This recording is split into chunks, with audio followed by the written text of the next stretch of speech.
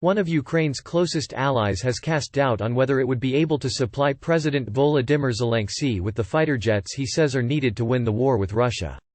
Poland's president, Andrzej Duda, speaking exclusively to Sunday with Laura Kuenssberg, said sending F-16 aircraft would be a very serious decision that was not easy to take.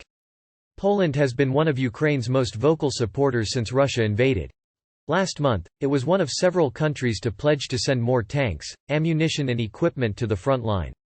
President Duda's comments come despite him and President Zelensky having spoken this week, at the end of the Ukrainian leader's surprise headline-grabbing European tour. In London, President Zelensky used his speech in Parliament to call for the means to help fight Russia in the air. "I appeal to you and the world with the simple, and yet most important words, combat aircraft for Ukraine, wings for freedom." Ukraine's leader repeated that call in Paris and Brussels, in a rare departure from his country, under the tightest of security.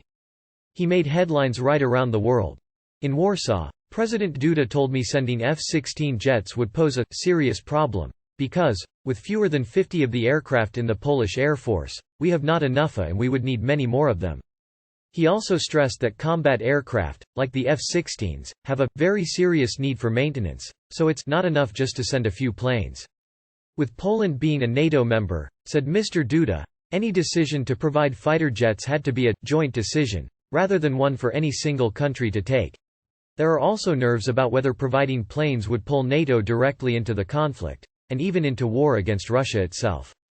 At the start of the Russian invasion in 2022, Duda said sending jets would open a military interference in the Ukrainian conflict. But, in direct response to Ukraine's request for planes this week, the Polish leader's comments are significant.